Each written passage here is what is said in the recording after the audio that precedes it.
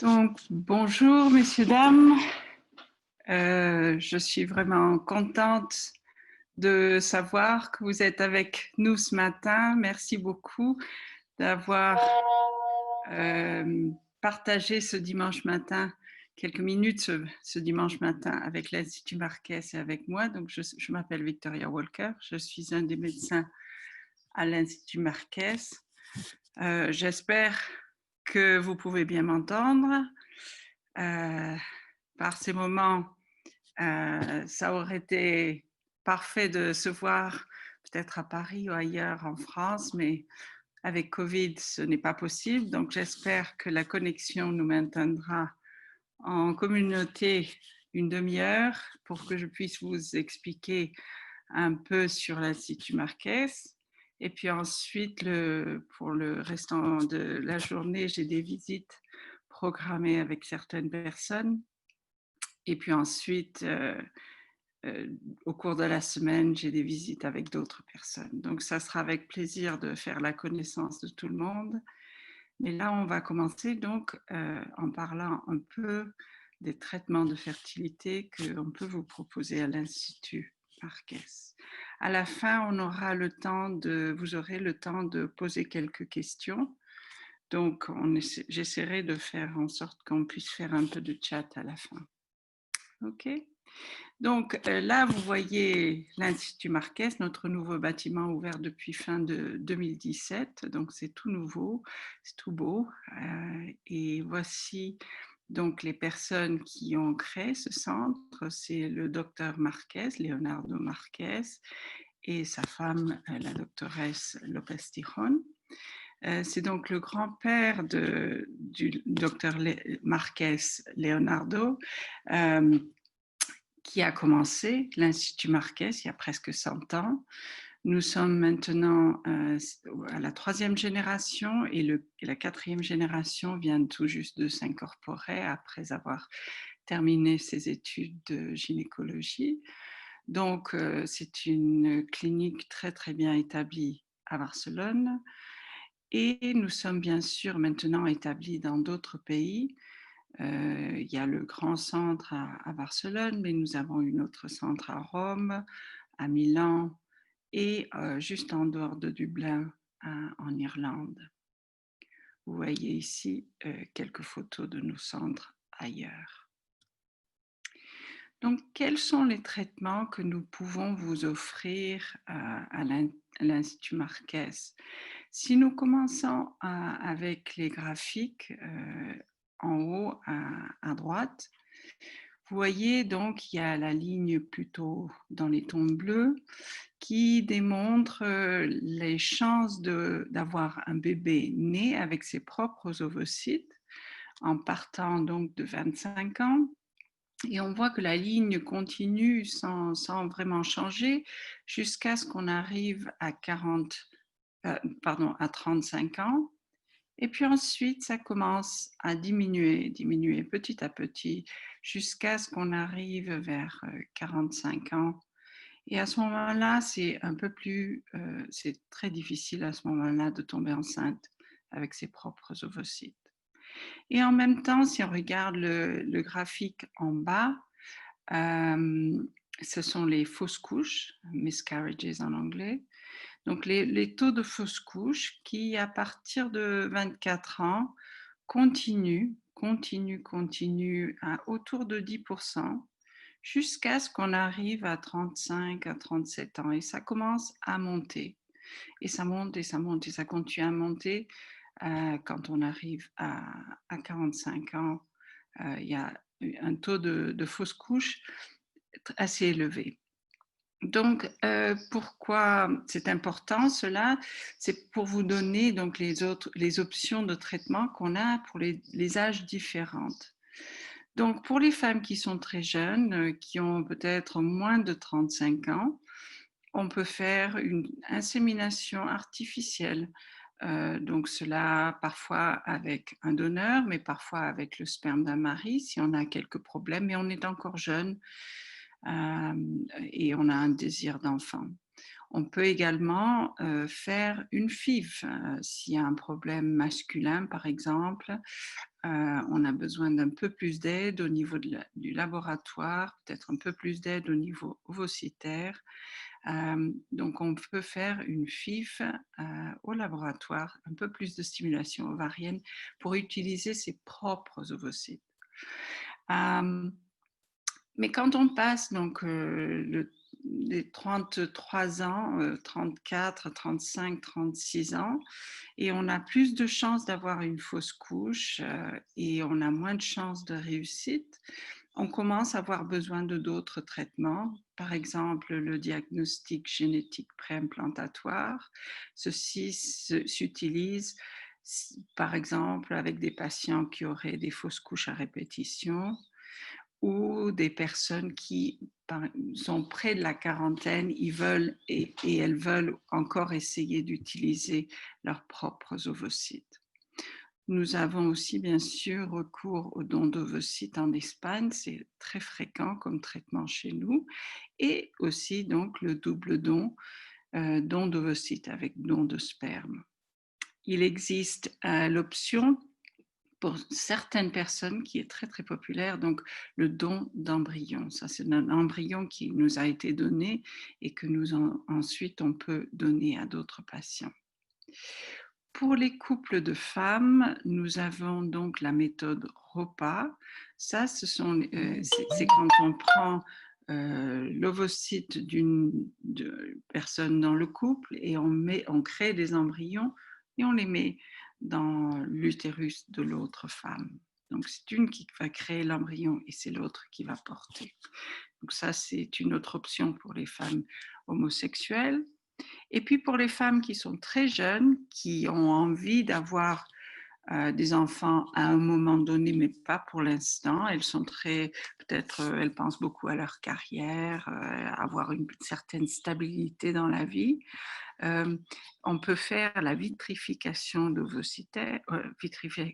ovocitaire, ce qui est simplement congeler les ovocytes pour quand on est encore jeune, donc souvent on a moins de 35 ans, et on les congèle jusqu'au moment où soit on connaît la personne avec qui on veut faire des enfants, ou on décide de faire un traitement, mais quand on a la vie un peu plus stable. Donc pourquoi faire votre traitement en Europe et pourquoi en Espagne? Quant à l'Europe, il y a d'autres possibilités maintenant. Il y a bien sûr beaucoup de cliniques aux États-Unis, les pays russes, pas russes, la Russie en soi, mais les ex-pays soviétiques qui font pas partie encore de l'Europe offrent beaucoup de traitements euh, pour les gens qui cherchent donc un traitement en dehors de leur propre pays. Mais il est vrai que rester dans sa propre zone de l'Europe, c'est plus facile. Il n'y a pas de décalage horaire. On connaît souvent le pays avant, donc beaucoup de personnes en France, en Suisse, auraient déjà voyagé en Espagne. Ils connaissent le pays, ils connaissent peut-être la langue.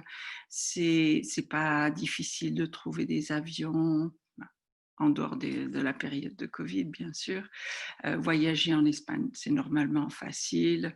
C'est une culture qu'on comprend, qu'on connaît. Donc, c'est pour ça que pour les Européens, l'Espagne attire beaucoup de patients. Et pourquoi l'Espagne en soi, et plus que peut-être la Grèce et d'autres pays qui ont un cadre légal similaire, c'est parce qu'en Espagne, on peut offrir beaucoup de traitements qui ne sont pas légales dans d'autres pays. Donc en France, par exemple, il me semble qu'on ne peut pas faire des traitements en tant que femme célibataire. En Espagne, oui. Les femmes homosexuelles en France ne peuvent pas faire des traitements. En Espagne, elles peuvent. On peut faire l'analyse génétique des embryons, ce qui est assez difficile de faire dans d'autres pays. Et bien sûr, nous sommes donc des spécialistes avec un renommé international professionnel, autant les médecins que les infirmières et bien sûr tout le cadre médical.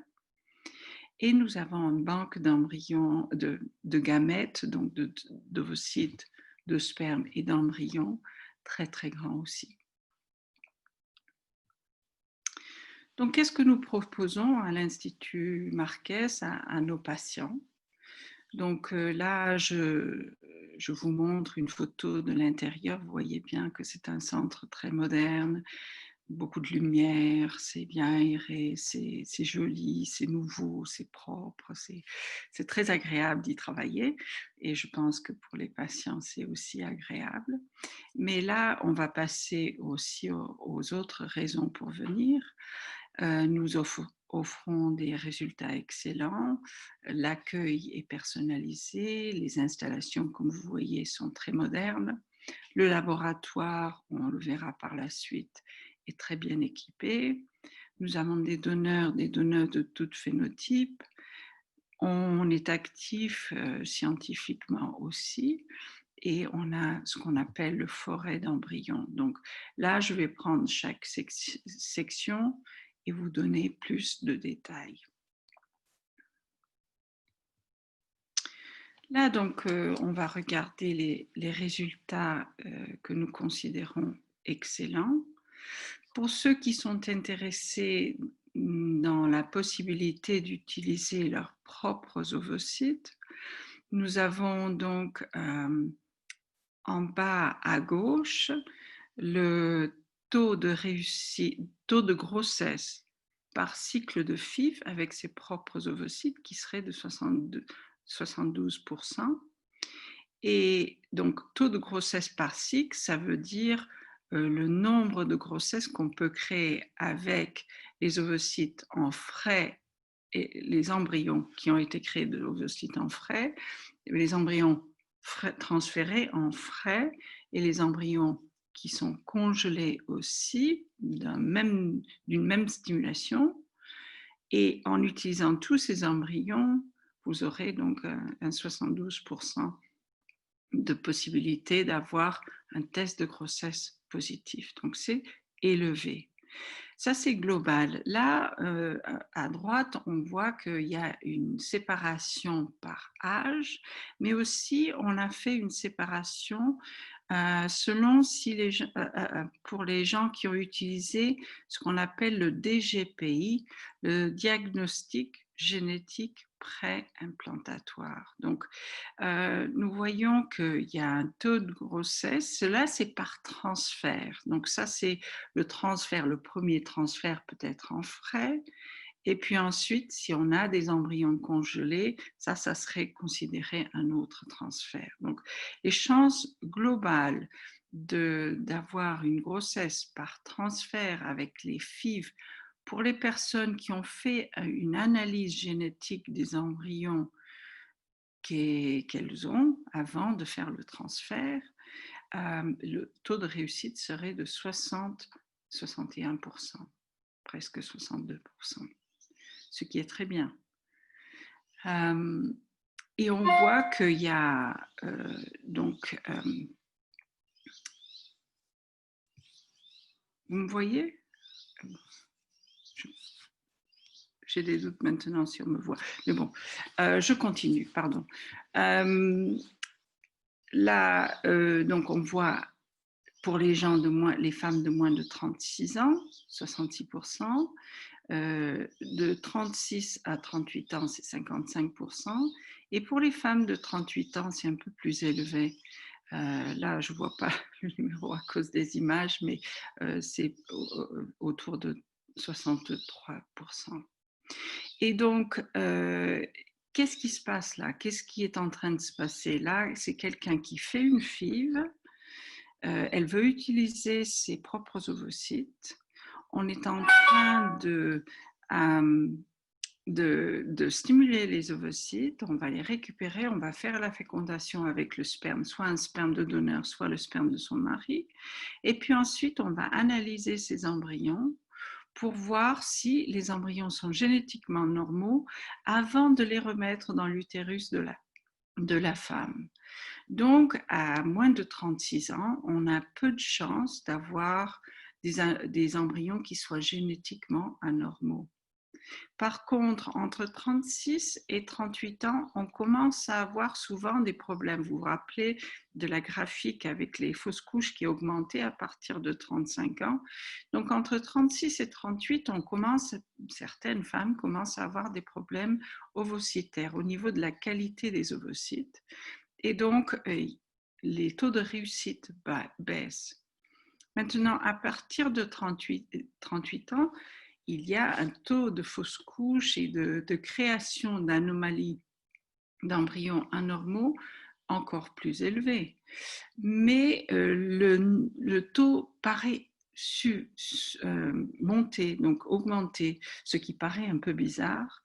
Mais je pense que c'est parce qu'il y a beaucoup moins de patients qui arrivent à ce stade. Donc, quand on arrive à 38 ans ou au-delà de 38 ans, 40, 41, 42 ans, on peut faire une stimulation ovarienne souvent, mais on va souvent ne pas répondre à la stimulation. On va peut-être trouver qu'on ne peut pas récupérer d'ovocytes et les embryons qu'on va créer sont peut-être anormaux. Donc, dans les statistiques qu'on voit là, il y a beaucoup moins de patients. Et les patients qui arrivent à faire le transfert d'un embryon génétiquement normaux ont beaucoup de chances de réussite, ce qui est très bien.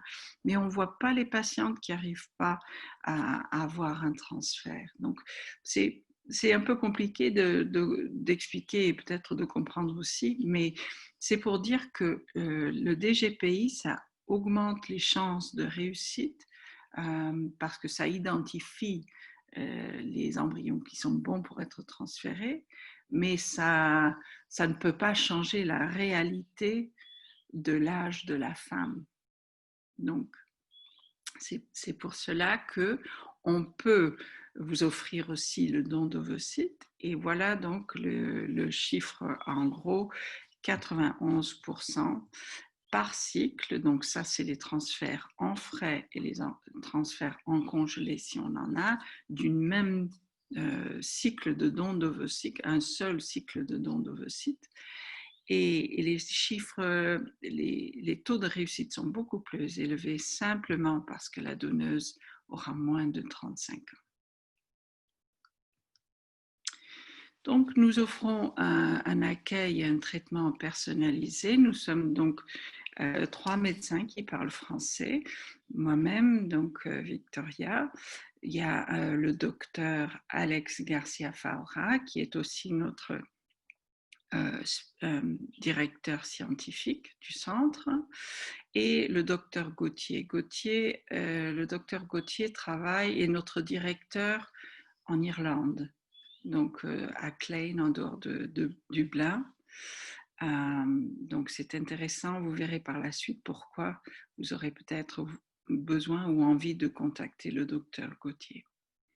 Nous avons des assistantes des patientes, il y a une vingtaine d'elles et au moins la moitié parlent français. Donc ce sont les personnes qui sont alliées à chaque patiente pour pouvoir organiser la première visite, organiser le contact avec le médecin. Elles sont là pour aider au niveau de la logistique et bien sûr, elles sont là pour accompagner quand vous venez et pour traduire si vous en avez besoin. Le centre est ouvert tous les jours de l'année pour les transferts en frais et on a un contact, la communication en général avec l'Institut Marquès est facile et rapide. On essaie de faire notre mieux pour que la conversation soit très fluide par email et aussi bien sûr il y a le téléphone. Là, vous voyez notre centre à Barcelone. C'est un centre, comme je vous ai dit, qui est récemment ouvert.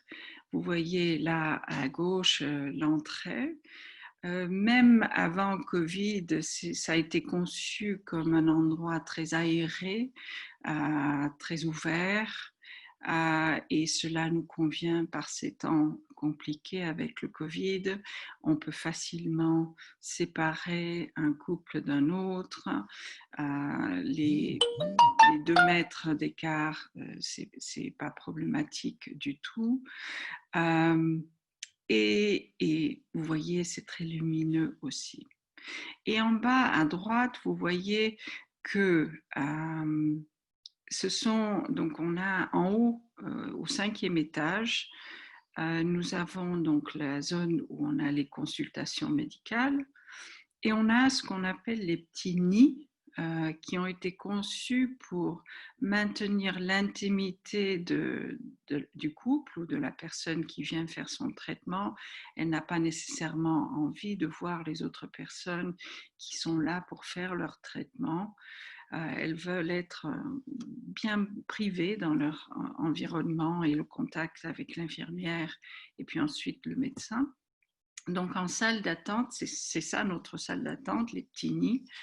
Et ça nous convient très très bien maintenant par ces temps de Covid pour maintenir les endroits très propres, très bien isolés de l'un de l'autre, ce qui va très bien par ces temps. Donc, en parlant d'intimité, en haut à droite de l'image, vous voyez des images un peu plus érotiques. Cela, c'est donc les chambres, les salles pour les hommes, parce qu'on a décidé de créer un centre érotique pour les hommes pour donner leur échantillon. Et cela parce qu'il y a eu des études qui ont démontré que plus la stimulation érotique est grande, mieux sera l'échantillon que donne l'homme. Donc, dans ces salles, il y a des images sexuelles, il y a bien sûr des vidéos, des magazines pour aider les hommes à produire un bon échantillon, mais on a aussi donc des lunettes de réalité virtuelle, il y a des faux vagins seulement, bien sûr, d'utilisation unique pour le monsieur. Il y a des choses pour aider l'homme à produire tout dont il peut produire, disons. Et puis ensuite, donc, on a la salle où les femmes se changent, autant pour faire la ponction des ovocytes, mais aussi pour faire le transfert de l'embryon. Elles se préparent ici. Et puis ensuite, vous verrez en haut de cet écran, il y a plusieurs salles. Donc, les femmes peuvent rentrer dans une salle ou l'autre. Et vous verrez que c'est bien clair dans quelle salle il faut rentrer et vous serez bien accueillis pour faire votre traitement. Donc là, on voit bien le laboratoire. En haut à gauche, c'est notre laboratoire. Vous voyez que c'est assez sombre, mais ça, c'est normal parce que dans les laboratoires, ils essaient de répliquer l'environnement de l'utérus. Donc, peu de lumière, les femmes, pardon, excusez-moi, c'est pas les femmes, c'est les biologues, autant les femmes que les hommes, ils peuvent pas porter ni de maquillage, ni de porter des parfums. L'air est triple filtré, la température est contrôlée pour qu'elle soit toujours au même niveau. Donc, c'est répéter, essayer autant que possible de récupérer les conditions de l'utérus. Et pour aider dans cette idée, nous avons donc en bas à droite l'embryoscope, c'est donc un incubateur que beaucoup de nos patients utiliseront. Et cela, c'est quand on met les embryons dedans et on n'a pas besoin vraiment de les toucher pendant les 5 jours, souvent les 5 jours qu'ils y sont. On peut les surveiller à travers les petites caméras qui sont visées sur chaque embryon. Et ça, c'est très bien pour les biologues parce qu'ils peuvent regarder les embryons sans devoir les toucher, mais aussi pour les patients Les patients peuvent y accéder, comme vous voyez dans la photo du téléphone, ils peuvent accéder aux images de leurs propres embryons. Et ça, c'est intéressant parce qu'on commence déjà à avoir un lien affectif avec les embryons. Alors, on a fait une petite étude qui a démontré que les personnes qui regardent leurs images plus souvent ont plus de chances de réussite. C'est pas quelque chose qu'on sait expliquer, on ne sait pas beaucoup, on ne sait pas du tout pourquoi c'est le cas, mais c'est quelque chose qu'on a simplement noté. Donc, n'oubliez pas de regarder vos embryons. Et aussi, donc, vous voyez cette image avec le laboratoire, avec les arbres autour. Donc ça, c'est un couloir des arbres. On expliquera les arbres un peu plus tard. Mais cette fenêtre donne aux patients donc accès au laboratoire sans bien sûr y rentrer, mais comme dans les bons restaurants, on peut voir parfois la cuisine et les cuisiniers, les chefs cuisiniers travailler. Nous aussi, on veut bien que les patients regardent leurs embryons ou les embryons évoluer et les gens travailler au laboratoire. Donc, si vous avez besoin ou envie d'un donneur ou une donneuse, voici quelques renseignements sur les donneurs.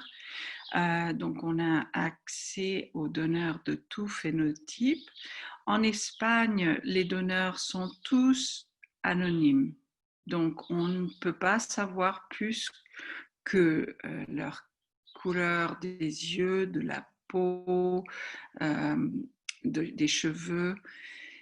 Et c'est vraiment tout ce qu'on va savoir aussi s'ils sont caucasiens selon votre besoin, mais vos besoins. Mais on ne va pas savoir grand-chose sur eux à part cela. Nous, on va vérifier que les donneurs sont sains, qu'ils ne sont pas porteurs de maladies, etc. Mais vous allez savoir très peu. Et cela convient à beaucoup de personnes. C'est ceux qui cherchent en Espagne. J'ai des patients qui viennent d'Australie seulement pour cela, le fait d'avoir un donneur anonyme.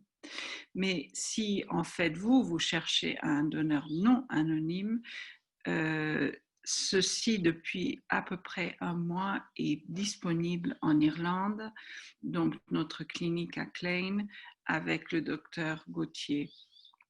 Cette personne, donc mon collègue que j'ai mentionné auparavant. Donc en Irlande, la loi a changé tout récemment et on peut offrir des donneurs et des donneuses non anonymes. Il n'y a pas de liste d'attente et les donneurs viennent vers nous de manière tout à fait altruiste. Les embryons sont créés quand on utilise un don d'ovocytes. Les embryons sont créés à partir des ovocytes frais, cela surtout en Espagne. Et comme je vous ai dit, les donneurs sont sains et en bonne santé.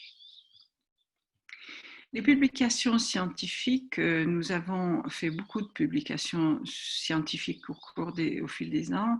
Il y a quelques années, nous avons fait une étude sur la musique et la FIV. On a mis un tout petit iPod à l'intérieur des incubateurs et ils ont noté que la musique, quelle que soit la musique, et on a regardé plusieurs genres de musique, augmente le taux de fécondation de à peu près 5%. Donc maintenant, tous les embryons sont créés avec de la musique dans leur incubateur. Nous avons fait pendant très longtemps maintenant des études sur les effets des produits toxiques dans l'environnement, surtout sur le sperme, mais aussi sur les embryons. Et on a fait quelques promotions pour essayer d'aider les hommes à maintenir la qualité de leur sperme. Depuis longtemps maintenant, on va cryopréserver autant les ovocytes que les embryons par vitrification. C'est un processus qui est beaucoup plus respectueux de l'embryon que les techniques qu'on utilisait auparavant. Donc là, par exemple, les embryons, 80 à 90% des embryons cryopréservés par vitrification vont survivre à la désvitrification, donc la décongélation. Ça fait des années maintenant aussi que nous travaillons avec des patients oncologiques, donc des personnes qui sont soit en train de souffrir avec un cancer ou qui ont souffert d'un cancer il y a quelques années et ce traitement les a laissés avec des difficultés pour avoir une famille. Donc, avec ces patients, on a on a de très bons taux de réussite, même dans des circonstances très difficiles pour les patients.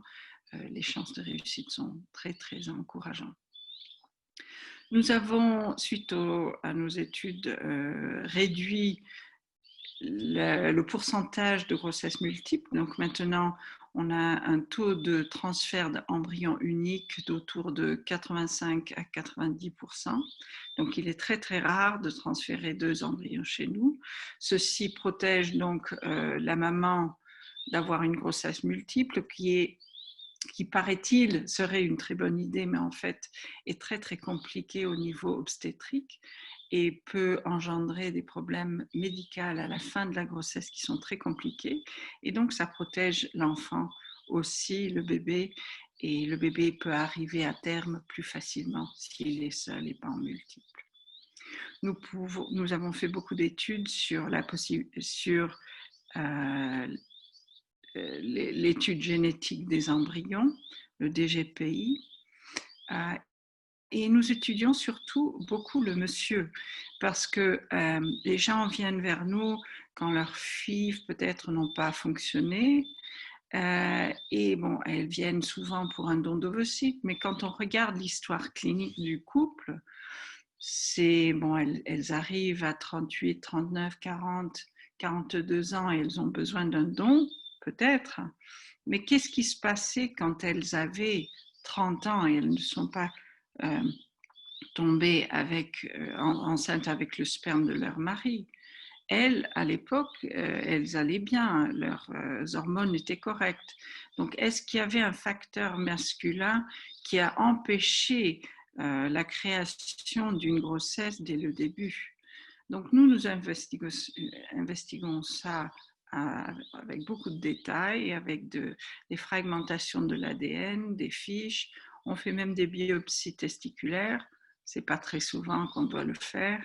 S'il y a des messieurs entre vous qui écoutent, ne vous inquiétez pas, ce n'est pas quelque chose qu'on fait très souvent, mais c'est quelque chose qui peut être très, très utile.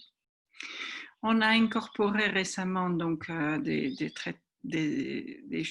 techniques qui peuvent aider avec la fécondation, telles que le fertile. Si vous en avez besoin, on peut en parler. Et la dernière chose à être incorporée, c'est qu'on a créé un freeze kit. Donc, ça a été créé il y a quelques années. Ça donnait la possibilité aux messieurs de rester chez eux et nous donner l'échantillon depuis leur maison et l'envoyer par courrier à Barcelone et l'utiliser depuis le congelé quand leurs épouses donc, ont besoin de faire le traitement. Et donc maintenant, dans ces temps de Covid, c'est quelque chose que nous pensons serait très, très utile pour éviter que les hommes doivent voyager, pour éviter le risque de se contagier de Covid, mais aussi au niveau de l'environnement, si dans un courrier peut envoyer à Barcelone 10 échantillons, c'est donc 10 personnes qui n'ont pas pris l'avion et c'est beaucoup mieux pour l'environnement. Donc nous sommes en train de penser que cela serait très utile par cette période de Covid aussi. Et voilà, nous arrivons aux forêts d'embryons. C'est un projet peut-être qui est assez loin de là où vous êtes maintenant, mais c'est un projet qui plaît énormément aux patients. Vous voyez que ça, c'est un endroit près de Tarragone, assez aride. On voit en haut la mer. Et nous avons fait, on a eu l'idée, la personne dans la photo, la docteure Lopez-Tijon a eu l'idée donc de planter un arbre pour chaque enfant qui est né de nos traitements. Donc, c'est ce qu'on fait. Petit à petit, selon les périodes où c'est bon pour planter les arbres, nous essayons de planter un arbre pour chaque enfant qui est né. Et d'ici des années, quelques années, les parents pourront venir et retrouver l'arbre avec la plaque, avec le nom de leur enfant qui est né. Donc voilà un peu de renseignements sur l'Institut Marquès. Si vous êtes intéressé par faire quelques traitements, vous pouvez donc regarder sur l'internet, prendre rendez-vous. Chez nous, vous prenez rendez-vous par téléphone, directement à travers de notre website ou par email. Votre assistante, patient assistant, parlera donc français et elle organisera une première visite pour vous avec un médecin francophone. Ce médecin pourra vous parler par téléphone, par Skype, par WhatsApp aussi. Ou si vous voulez venir à Barcelone, bien sûr, vous êtes très bienvenus. Et le médecin va créer donc un plan d'action pour vous, des tests peut-être à faire, à complémenter ce que vous avez déjà fait, des ordonnances, un plan thérapeutique. Vous allez tout faire, la plupart des choses faire en France, et vous nous envoyez les résultats. Nous allons organiser le traitement pour vous. Souvent, vous allez le commencer en France en faisant parfois quelques échographies chez votre gynécologue. Et puis ensuite, vous allez faire le transfert à Barcelone une fois que vos embryons sont créés. Ok, donc merci beaucoup pour votre attention. Je vais essayer là d'arrêter.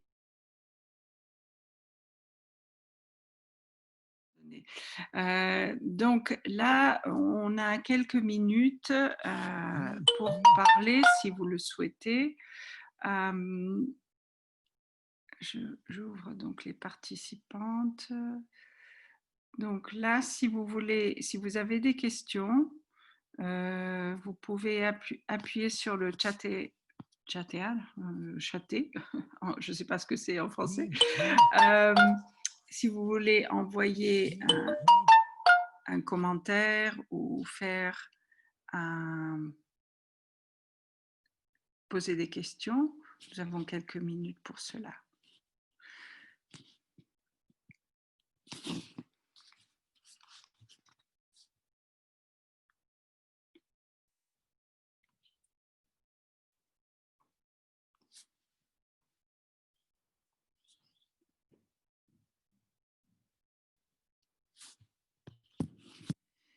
Donc, il y a quelqu'un qui participe, une personne qui demande, dans le cas du don d'ovocytes, combien de temps faut-il entre le premier rendez-vous et le transfert? Donc, ça dépend, ça dépend, ça peut être très vite et ça peut être un peu plus long.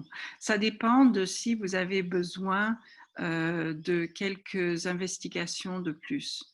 Si tout a été fait, on est sûr que l'utérus est bon, on est sûr que le sperme est bon, à ce moment-là, ça sera simplement le temps de synchroniser avec la donneuse. Donc, a priori, quand vous commencez les médicaments, vous pouvez calculer que le transfert à Barcelone aura lieu 6 à 8 semaines plus tard.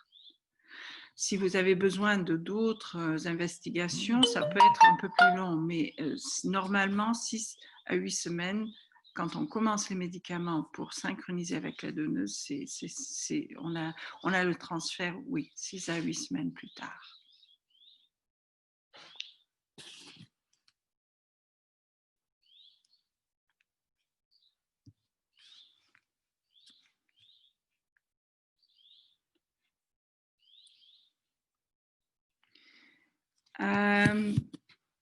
Donc, d'une autre patiente, bonjour, le sperme de mon conjoint sera congelé au premier rendez-vous et après, doit-il revenir au moment de la ponction pour utiliser en frais?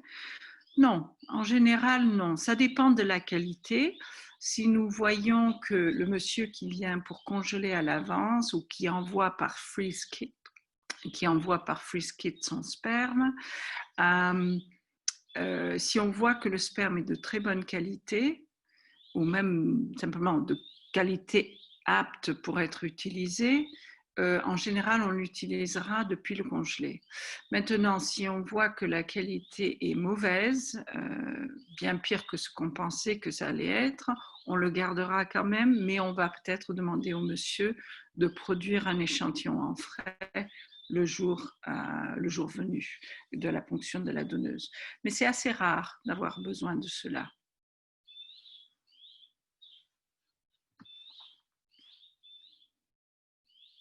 Merci pour la question.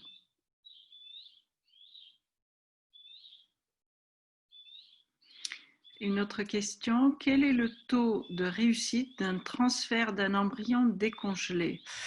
Merci Madame pour votre question. Cela dépend de d'où provient l'embryon. Donc, si c'était un embryon que vous-même vous aviez créé à l'âge de 20 ans, l'embryon aura une très bonne chance de réussite à la décongélation. Si c'était un embryon qui avait été créé par vous-même et vous aviez 42 ans, vos chances de réussite sont bien plus basses.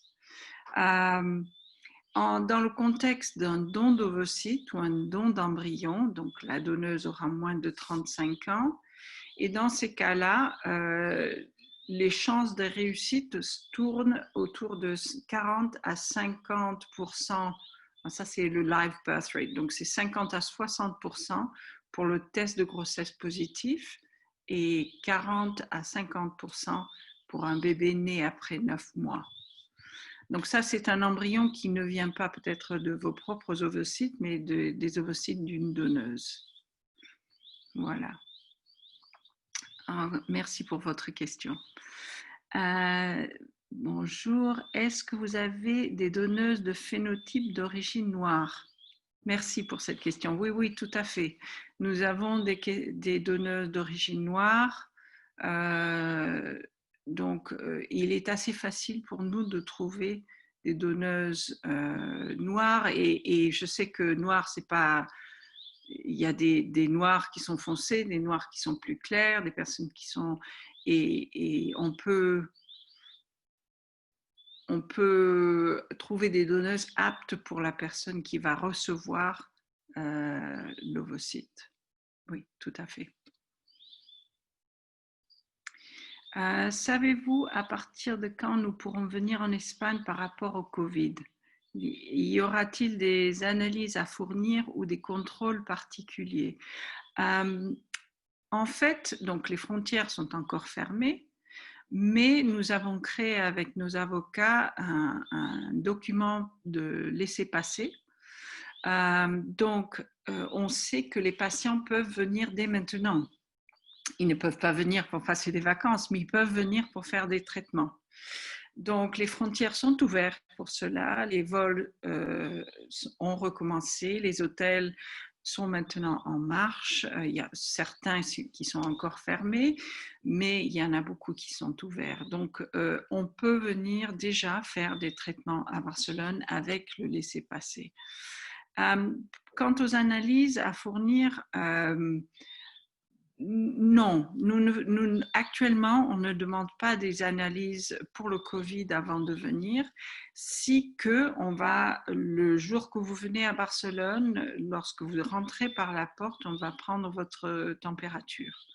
Donc, si vous avez un peu de température, vous ne vous sentez pas très bien, il faudra nous dire à l'avance parce qu'on ne vous laissera pas rentrer ce jour-là. Donc, si vous aviez prévu un transfert, il faudrait congeler l'embryon ou l'annuler, ou donc changer ce qu'on avait prévu pour vous ce jour-là. Donc, pour nous, pour l'instant, c'est seulement prendre la température de la patiente lorsqu'elle rentre. Merci pour votre question très apte en ce moment.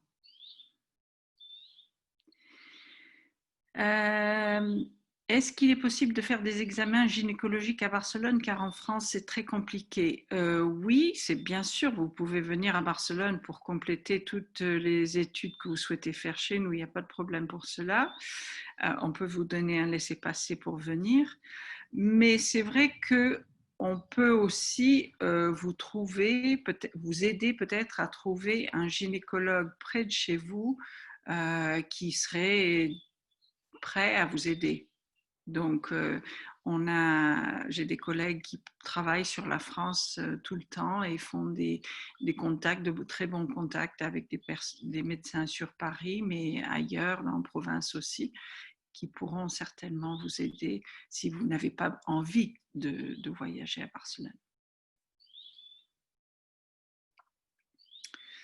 Je pense qu'on a peut-être le temps pour une question de plus parce que là maintenant je vais commencer les visites par Skype avec ceux qui ont déjà pris rendez-vous. Donc si vous avez une autre question, on le termine à ce moment-là. Pour l'instant, pas d'autres questions.